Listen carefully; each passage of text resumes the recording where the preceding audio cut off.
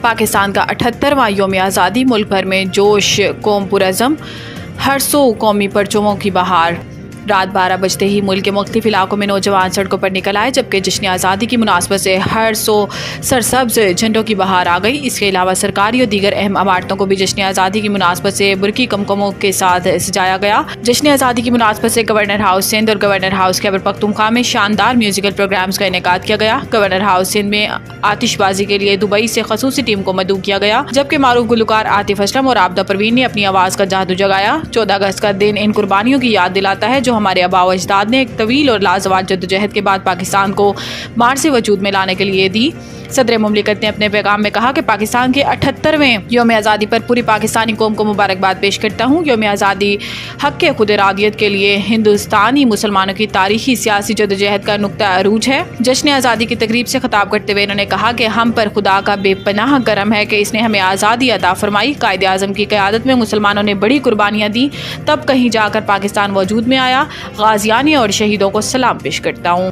افواج پاکستان کو کمزور کرنا ملک کو کمزور کرنے کے مترادف ہے۔ آرمی چیف وطن عزیز کے 77ویں یوم آزادی پر پاکستان ملٹری اکیڈمی کاکول میں آزادی پریڈ کا انعقاد کیا گیا، جس میں army chief general Syed Asim Munir نے بطور مہمان خصوصی شرکت کی۔ آرمی چیف کو سلامی کے چبوترے پر پہنچنے کے بعد چاق و چوبند دستے نے سلامی پیش کی۔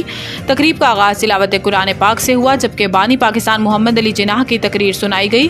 پریڈ میں لیزر شو لائٹ کا زبردست ایونٹ رکھا گیا، جس کے ذریعے تعمیر پاکستان اور جدوجہد آزادی کے مناظر دکھائے گئے، جبکہ کیڈٹس نے مارچ پاسٹ کیا۔ اس موقع پر بینڈ نے قومی نغموں کی دھنیں پیش کی۔ بعد ازاں رات 12 بلوچ ریجمنٹ نے پرچم کشائی کی گئی اور تقریب میں موجود شرکا نے اپنی نشستوں پر کھڑے ہو کر قومی ترانہ پڑھا۔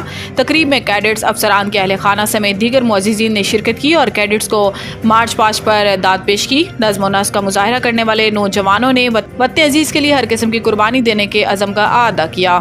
حکومت نے پیٹرولیم مصنوعات کی قیمتوں میں کمی کر دی۔ حکومت نے پیٹرولیم مصنوعات کی قیمتوں میں کمی کر دی ہے۔ حکومت کی جانب سے پیٹرول کی قیمت میں 8 روپے 47 پیسے فی لیٹر کمی کی گئی، جس کے بعد پیٹرول کی فی لیٹر قیمت 260 روپے 96 پیسے ہو گئی۔ اس کے علاوہ ڈیزل کی قیمت 6 روپے 70 پیسے فی لیٹر کم کر دی گئی اور ڈیزل کی فی لیٹر قیمت 266 روپے 7 پیسے مقرر ہو گئی۔ پیٹرولیم مصنوعات کی نئی قیمتوں کا اطلاق رات 12 بجے سے ہوگا۔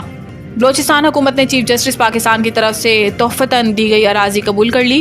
ذرائع کے مطابق تحفتاً دی گئی اراضی پر عوامی فلاح کے لیے ماحولیاتی مرکز قائم کیا جائے گا، جس میں سیاحوں اور طلباء کے لیے مختلف سرگرمیاں کی جائیں گی۔ ماحولیاتی سینٹر میں نمائشی ہال، ٹورسٹ سینٹر اور سیمینار ہال بھی شامل ہوں گے۔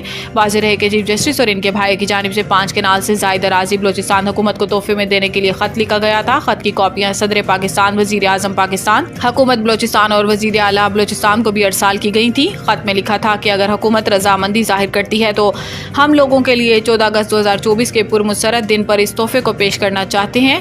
تحفتاً دی گئی 31,680 مربع فٹ اراضی زیارت میں قائد اعظم ریزیڈنسی سے متصل ہے۔